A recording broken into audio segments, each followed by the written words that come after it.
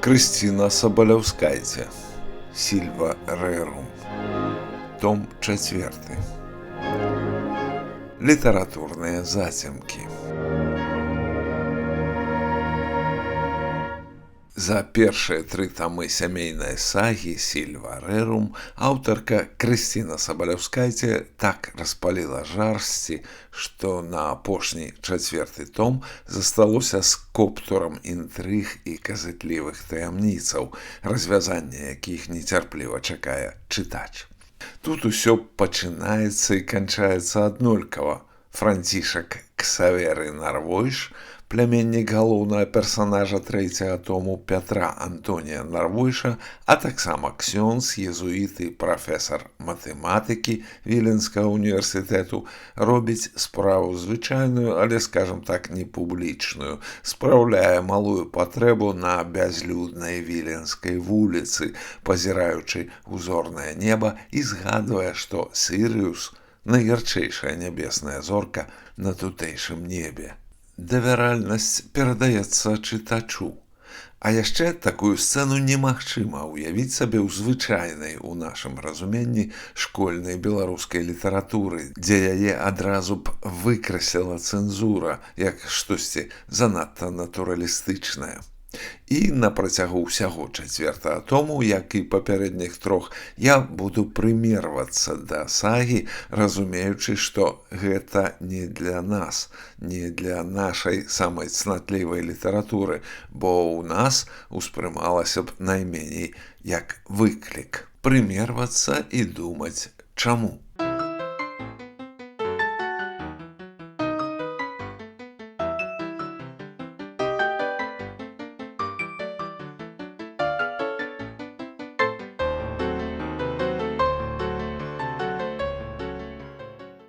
А рэч у тым, што чытаю я вялікую віленскую сагу як беларускі раман, бо ён пра нашу краіну і нашых продкаў. Такую магчымасць дае мне не толькі аўтарка 4-тамовіка Крысціна Сабалявскайце, але і дасканалая беларуская мова перакладчыка Сергея Шупы, якая нідзе не наводзіць на думку, што я чытаю пераклад з літоўскай. Тое тычыцца і формы, і зместу, і нават мае развагі пра немагчымасць такога тэксту ў беларускай літаратуры адбываюцца нібыта ў межах гэтай самай літаратуры, паказваючы на яе затрымкі ў сацрэалістычным па духу беларускім свеце. Бо такія тэмы, як само Вялікае княства літоўскае, наша супольная з літоўцамі дзяржава, ці мультыкультуралізм, добры ён ці дрэнны, ці, скажам, гомасексуальныя дачыненні, зусім не прапрацаваныя ў нас і застаюцца ці то знакамі гонару, ці табу, але не прадметамі для вывучэння, як у Крысціны Сабалявскайце. Міжволі адчуваеш сябе трэцякляснікам на ўроку хіміі, якому трапіў у рукі падручнік для старэйшых клясаў, і адзінае, што ён разумее, што яшчэ і не пачынаў пра гэта думаць і нават не ўяўляў сабе такіх ракурсаў, з якіх можна разглядаць вядомыя рэчы. Францішак Ксаверы Нарвойш стане галоўнай асобай 4 тому, у якім кніга быццам разварочваецца сваім зместам назад, быццам замыкаючы такім чынам усю эпапею, што цалкам лагічна.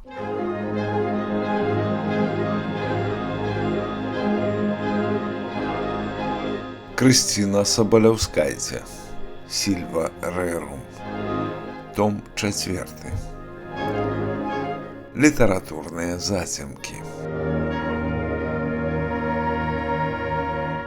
Дзея пачынаецца ўлетку 1770 году з раскошнага шматлюднага пахавання галоўнага героя папярэдняй кнігі раману Пятра Антонія Нарвойша. Пахаванне, якое расцягнецца на 100 старонак і стане падзеяй у гісторыі самой Вільні.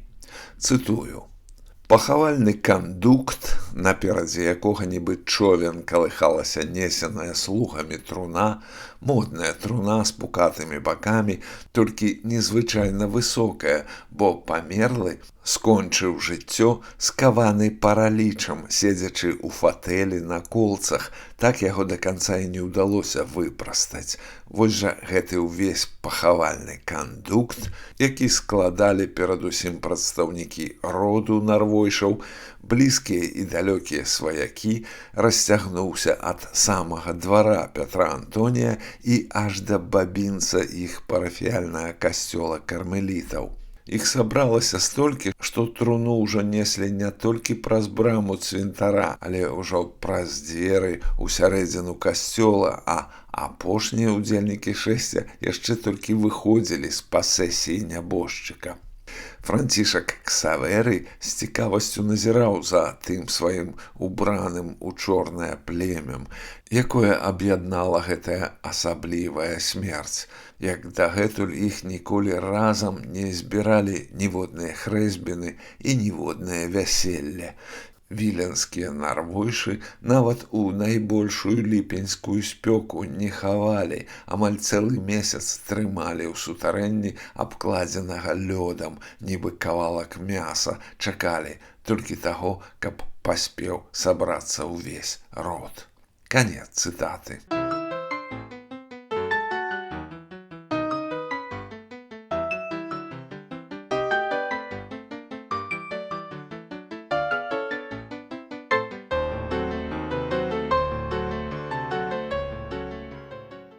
І не толькі род, але ўсе незавершаныя сюжэтныя лініі мусяць сысціся тут, на гэтым пахаванні. І вось ужо першая лінія, апошняе каханне Пятра Антонія Бальбета, якая прыбыла са сваёй і Пятра Антонія дачкой Антанінай. Ніхто іх не бачыў і нічога пра іх не ведае.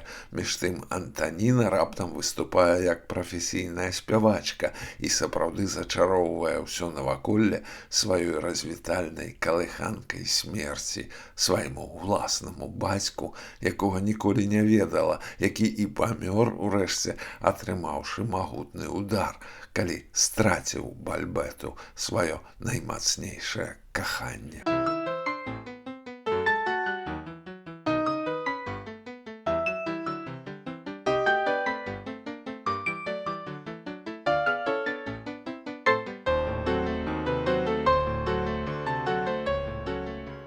Словы высокія, а калі ўдумацца, ўсё адбываецца зусім побач, у Вільні, у кармеліцкім касцёле святога Юрыя, каля сённяшняй плошчы Кудзіркі, дзе па нядзелях праводзяць свае акцыі пратэсту бежанцы з Беларусі.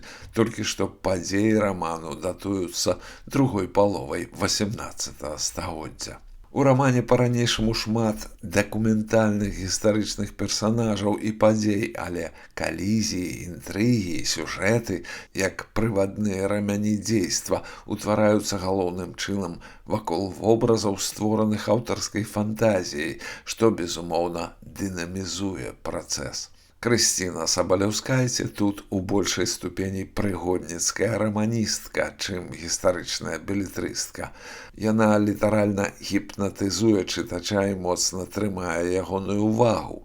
Умела закручаныя інтрыгі і іх раптоўнае развязанне, калі чытач сапраўды прапускае удар сэрца. І не тое, што ўздыхае з палёгкай, а паўдня ходзіць з пачуццём асабістай нечаканай перамогі.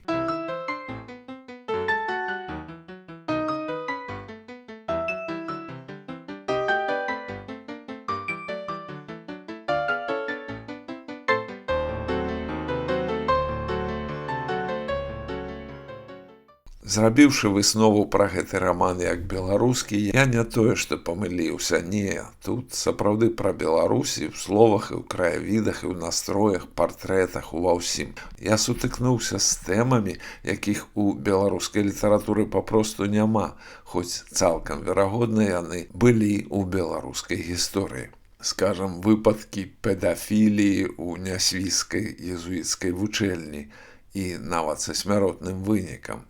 І самае нечаканае, яны апісваюцца без аўтарскай ацэнкі, як дадзенасць. Маўляў, было і было. І гэтаксама як дадзенасць падаецца расейскі подкуп тутэйшых мажнаўладцаў і ўрэшце сам захоп Рэчы Паспалітай з інтэнцыяй любові, прынамсі, на словах. Відавочна, Крысціна Сабаляўскайце ведае пра ўсё гэта шмат болей і шмат глыбей, чым думаем пра канец Вялікага княства літоўскага мы. Скажам, пра ВКЛаўскую талерантнасць Сабаляўскайце піша так. Ніхто тут асабліва не палаў любоўю да свайго бліжняга. Толькі ў імя уласнай карысці і здаровага розуму тутэйшыя людзі былі здольныя ўтаймоўваць сваю нянавісць, каб неяк ужывацца разам, кожны паводле сваёй веры і разумення. Канец цытаты.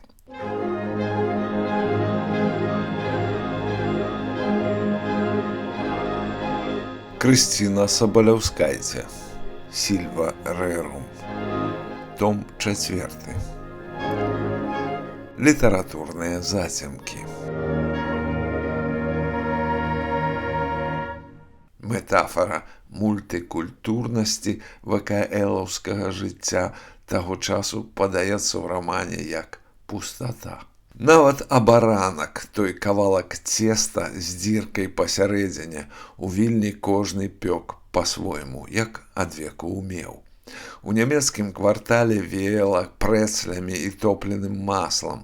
Тут жа на вуліцы з прывязаных на грудзях падносаў прадаваліся цвёрдыя жыдоўскія бэйглы і пышныя каталіцкія абаранкі з заварнога цеста, а на руках у праваслаўных віселі нанізаныя на вяроўку вязкі бублікаў і малых абараначкаў, і Францішак Ксаверый нават усміхнуўся, падумаўшы, што калі гаварыць пра Вільню, дык і славутая дзірка ад абаранка для жыхароў гэтага горада магла стаць тэмай для філасофскага і тэалагічнага дыспуту, бо кожны нават тую дзірку, тую пустку, тую няіснасць пасярэдзіне абаранка адвеку разумеў і выпякаў па-свойму. Канец цытаты.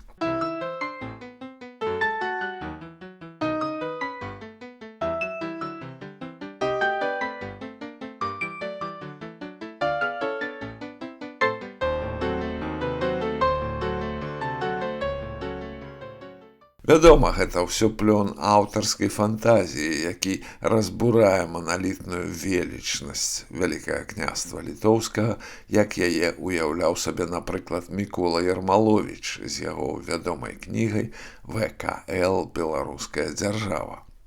Крысціна Сабаляўскайце не навязвае адваротны погляд, не шукае ў тым ВКЛ каранёў сённяшніх беларуска-літоўскіх сутыкненняў, што нарадзіліся за савецкім часам з палітыкі адчужэння народаў, бо нічога гэтага ў 18 стагоддзі і не было.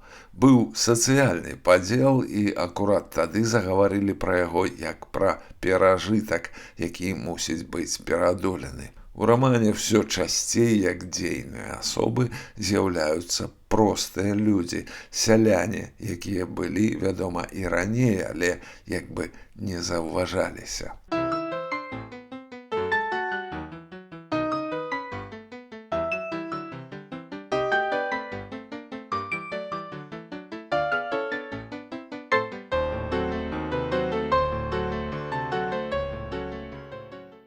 Скажам, гісторыя Марцыяны Матайціс, якая скандальна выходзіць замуж за шляхціца Тадэвуша Нарвойша, сына Пятра Антонія.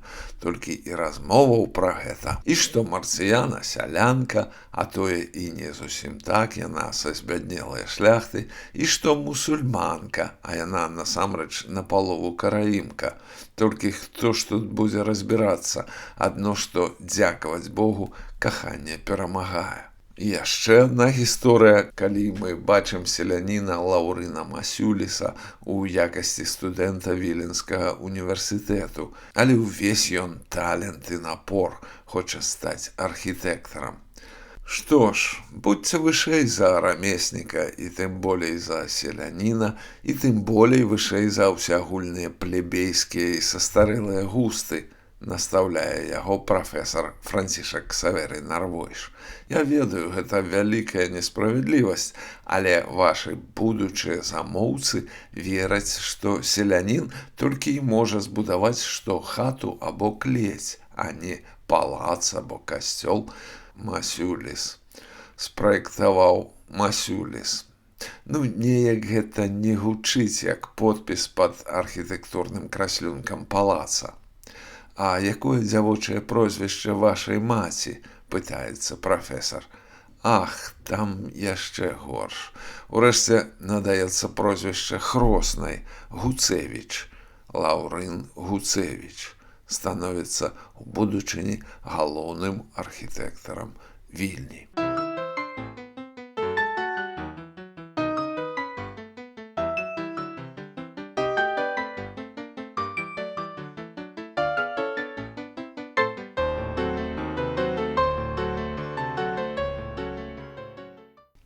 Разумееце, што адбываецца?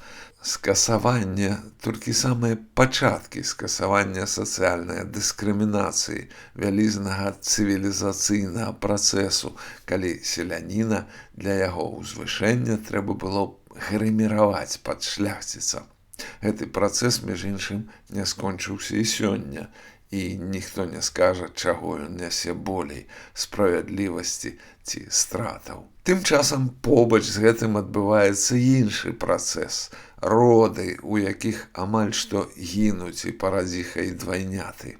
Хоць нанятыя дзве павітухі і нібыта створаныя ўсе ўмовы, але павітухі ўжо намацалі ў жываце парадзіхі нячыстую сілу і пераканалі саму парадзіху, што яна праклятая, і яна сцялася ў жаху, і працэс родаў спыніўся ажно на 4 дні. І толькі прыезд Францішка Ксаверыя і ягоны загад шукаць цырульніка жыда вырашае праблему. Прыходзіць Шмуэл Перельман і дае рады. Всё сканчаецца шчасліва. А гэта другі магутны матыў таго часу – навука, вось што мусіць развівацца насуперак забабонам. Па сутнасці гэты матыў у 4-м томе цэнтральны, пагатоў і галоўны герой, прафесар матэматыкі Віленскага універсітэту. Ён падарожнічае па Еўропе, ягоныя памкненні то рэалізуюцца, то церпяць паразу, і ў гэтых калізіях выяўляецца талент аўтаркі, раманісткі.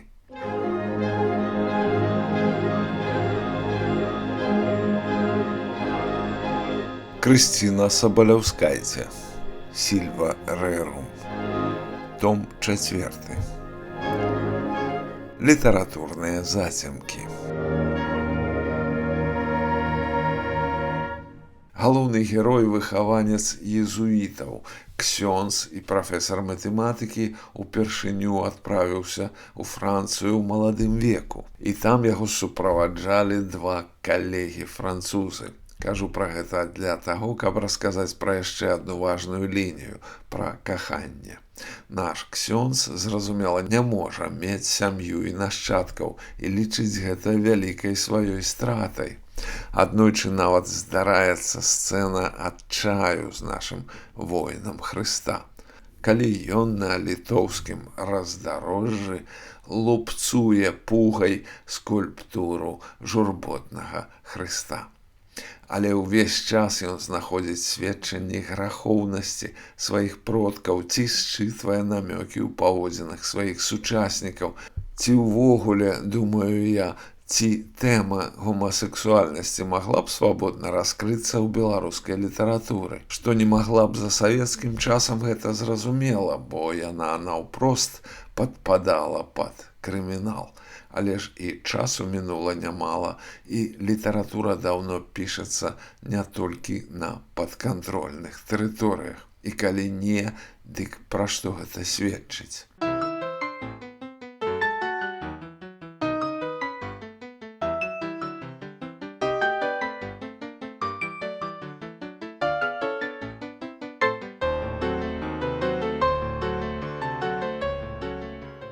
У Крысціны Сабалеўскайце тэма вынікае з езуіцкага асяроддзя, што ўрэшце і зразумела, бо гаворка ідзе пра спакуслівы забаронены плод. І мы аж да самай забароны езуітаў назіраем за іхным заняпадам праз паглыбленне ў іхны свет і, што натуральна, праз іншасць, неезуіцкасць тых двух французскіх спадарожнікаў Францішка Ксаверыя Нарвойша і яго самога, які бясконца здзіўляецца, як жывое жыццё робіць цябе такім самым неезуіцкім, але і жаданым, што значыць проста жывым. Спатрэбіцца цэлае жыццё, каб з гэтым разабрацца, але будзе і вынік. Увогуле ўсё, да чаго аўтарка ставіць пытальнік, рана ці позна атрымлівае і адказ. Зразумела, што свет навокал рацыяналізуецца, і галоўны герой, які пакутліва разбіраецца з сабою, прыходзіць да высновы, што ён ніякі не ксёндз, бо ніколі не меў унутранага поклічу пасвіць людскія душы, а значыць, для яго не будзе вялікім грахом і тое каханне, якое ён знайшоў для сябе падчас 5гадовага побыту ў Англіі.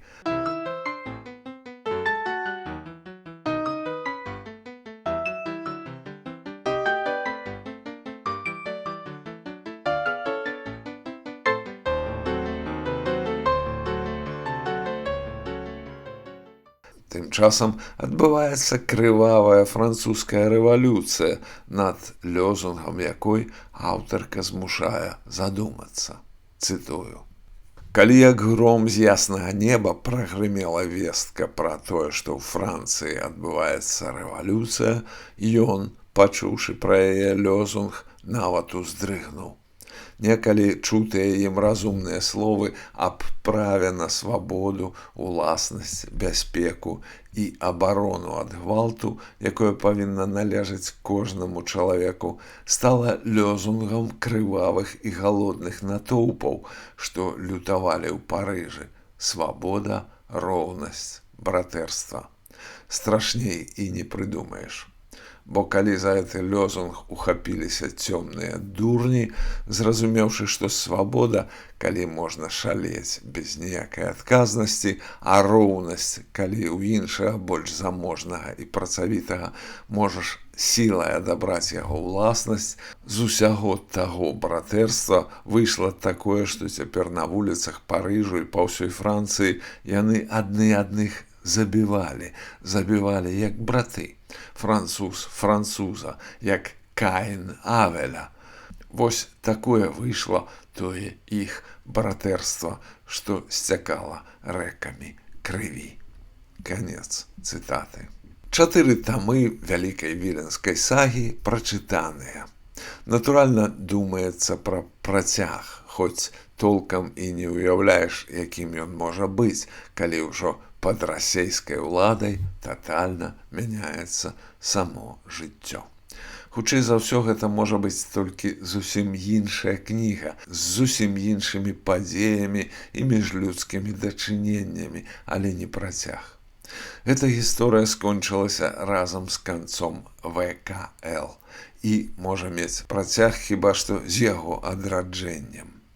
Пра што, між іншым, нядаўна гаварылі на радыё «Свабода» журналіст Дзмітрый Гурневіч і гісторык Цімоха Кудовіч.